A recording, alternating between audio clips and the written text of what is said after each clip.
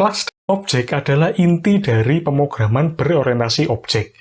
Lalu bagaimana sih cara membuat kelas dan objek dalam bahasa pemrograman Java? Nah, di video kali ini kita akan coba membuat kelas dan objek itu dengan menggunakan sebuah contoh kasus, yaitu sistem informasi perbankan ya. Simpel aja.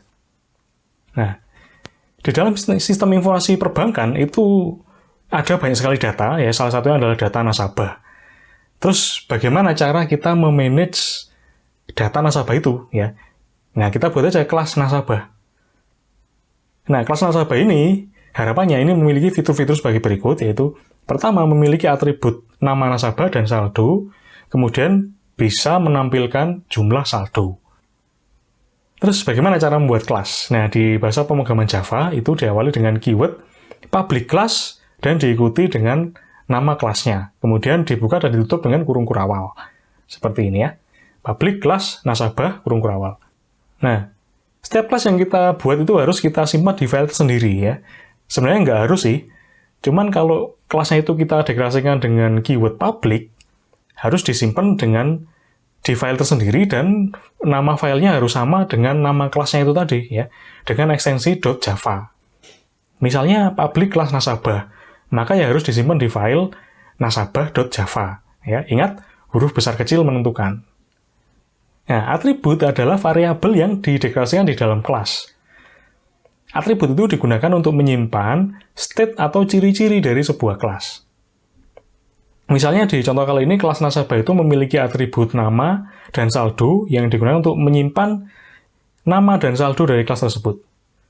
Metode itu disebut juga dengan function. Metode adalah behavior atau perilaku atau sesuatu yang dapat dilakukan oleh kelas tersebut. Nah, seperti halnya fungsi, metode ini juga bisa menerima parameter dan juga bisa memiliki nilai balik atau return value. Misalnya di contoh kelas nasabah ini, ada metode tampilkan saldo yang dapat menampilkan berapa jumlah saldo yang dimiliki oleh nasabah tersebut. Nah, terus bagaimana cara membuat objek? Nah, intinya, kelas yang sudah kita buat itu tidak akan berguna jika kita tidak membuat instance dari kelas tersebut, atau dengan kata lain, membuat objek dari kelas tersebut. Ya. Cara membuat objek adalah dengan menggunakan keyword new. Nah, misalnya membuat objek bernama NSB dari kelas nasabah. Seperti ini caranya. Nasabah, NSB, atau di sini salah ketik ya, ini NB ya, nasabah, NB sama dengan new nasabah. Ya. Nah, ini nama kelasnya, kemudian nama objeknya terserah ya, seperti kita membuat variabel ya terserah, kita kasih nama NB atau NSB atau NBS atau apapun terserah. Terus kemudian diikuti sama dengan, terus new, kemudian nama kelasnya lagi, ya, terus tanda kurung ya. Nah, pertama kita buat kelas nasabah dulu untuk sistem informasi perbankan kita ini ya. Ada atribut nama dan saldo, terus metode tampilkan saldo, ya seperti ini ya. Ini nama kelasnya ya, nasabah. Terus atribut nama dan saldo. Terus metode atau function tampilkan saldo ya. Di dalamnya ada perintah untuk menampilkan saldo. Ya. Nah, kita amati lagi kelas nasabah tadi. Ada keyword public, itu adalah istilahnya adalah access modifier. Nah, kita bahas nanti ya lebih lanjut ya. Kemudian ada keyword void yang menandakan bahwa metode atau function tersebut tidak mengembalikan nilai. Ya. Terus, jika kita perhatikan ya, kelas nasabah tadi itu tidak memiliki metode main. Sehingga jika kita mencoba mengeksekusi kelas tersebut, maka akan muncul error. Ya. Memang sengaja dibuat seperti itu, karena kita akan memisahkan ya metode main itu ke kelas yang lain, atau kita sebut dengan test unit. Test unit kita gunakan sebagai program untuk menguji kelas-kelas yang sudah kita buat sebelumnya. Nah, untuk test unit kita kali ini, kita akan membuat kelas tes perbankan ya, sebagai berikut. Jadi, di sini ada metode main ya. Kemudian di sini ada pembuatan objek NSB dari kelas nasabah. Kemudian kita isi atribut nama dan saldo dari objek NSB tersebut ya, dengan menggunakan dot ya. NSB.nama sama dengan Bill Gates ya, karena itu string kita kasih quote. Nah, kemudian untuk saldonya ya, karena integer ya, tidak perlu quote ya. Kemudian kita panggil metode tampilkan saldo. dari objek NSB tadi. Nah, kalau dieksekusi seperti ini hasilnya, akan muncul kata-kata ya saldo Anda adalah 1000, ya, itu dari pemanggilan metode tampilkan saldo tadi. Nah, kita amati kelas tes perbankan tadi. Kelas ini adalah sebuah aplikasi ya, karena memiliki metode main yang akan dieksekusi pertama kali oleh JVM. Nah, metode main adalah metode yang istimewa karena dia statik ya. Metode statik itu membolehkan kita memanggil metode ya tanpa harus menciptakan objek dari kelas tersebut. Ya, nanti kita bahas lebih lanjut ya tentang metode statik ini ya. Nah, di dalam metode main kita akan membuat ya objek NSB dari kelas nasabah tadi. Nah, kemudian kita isi atribut nama dan saldo, kemudian kita panggil metode tampilkan saldo ya. Nah, metode itu juga bisa dipanggil menggunakan dot separator ya, atau dot tadi ya. Contohnya nsb dot tampilkan saldo ya. Atribut juga bisa dipanggil dengan cara yang sama. Terus, pada saat mengcompile, kita hanya perlu mengcompile kelas yang ada metode mainnya saja. Selanjutnya, JVM akan otomatis mencari kelas-kelas lain yang dibutuhkan di direktori atau folder yang sama. Nah, dalam contoh kita ini ya, terdapat kelas nasabah dan tes perbankan. Namun, kita cukup compile kelas tes perbankan saja. Ya. Kelas nasabah akan otomatis di-compile oleh JVM. Nah, kemudian ada kelas diagram. Kelas diagram adalah sebuah diagram yang digunakan untuk menggambarkan skema ya, skema kelas ya pada sistem yang berorientasi objek. Di dalam kelas diagram itu ada nama kelas, ada atribut atau properti atau variabel kelas, kemudian ada metode atau function. Contohnya seperti ini ya, kelas nasabah, di situ ada nama, kemudian ada tipe datanya, ada saldo, kemudian tipe datanya integer, kemudian di baris berikutnya ada tampilkan saldo ya. Nah, itu adalah yang paling atas sendiri itu adalah nama kelasnya, terus baris kedua itu adalah atribut atau properti kelasnya, kemudian ada metode ya.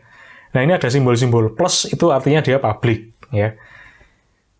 Kalau min ya, minus itu berarti dia private ya. Nanti kita bahas lebih lanjut ya di video berikutnya ya. Nah, terus metode ya, itu bisa memiliki parameter ya. Nah, kita modifikasi aja kelas nasabah ini, yaitu pada metode tampilkan saldo, agar menerima parameter berupa kode mata uang. Nah, seperti ini ya. Jadi, di tampilkan saldo itu ada, kita kasih parameter bernama mata uang ya, tipenya string ya. Kemudian di dalam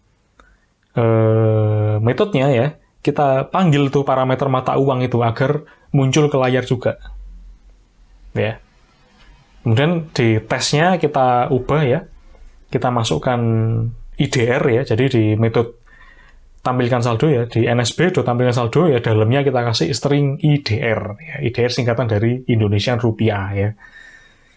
Maka muncul ke layar ya, saldo Anda adalah IDR 1000. Ya, kalau kita masukkan USD atau US dollar ya, muncul USD 1000.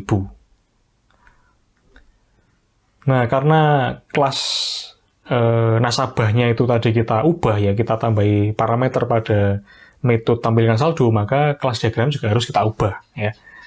Di situ kita tambahkan tampilkan saldo itu menerima parameter mata uang yang berupa string. Terus kita juga bisa membuat lebih dari satu objek dari kelas yang sama. Nah, kita coba buat nih dua objek nasabah, yaitu NSB1 dan NSB2. Nah, seperti ini ya. Jadi, nasabah NSB1, nasabah NSB2. Ya. Kemudian NSB1 kita kasih nama Bill Gates, saldonya 1000. NSB2 kita kasih nama Ridwan Riswanto ya, nama saya, saldonya 9999 ya. Jadi, lebih kaya dari Bill Gates ya. Amin ya. Terus, kita panggil masing-masing, tampilkan saldonya, NSB1, NSB2. Maka akan muncul ke layar, ya saldo Anda adalah IDR 1000 itu punyanya NSB1, 9999 itu adalah punyanya NSB2.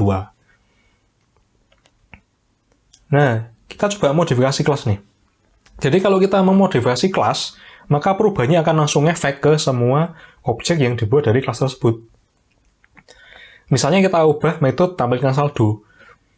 kita atur ya, kita atur agar juga menampilkan nama ya. Jadi seperti itu. Jadi menampilkan atribut nama ya tadi ya. Jadi saldo, nama, terus adalah, terus mata uang, terus saldo ya. Maka ketika kita compile dan kita running tes perbankan tadi, maka akan muncul nih nama dari nasabahnya ya. Jadi Bill Gates, Ridwan Ismanto, sekian ya.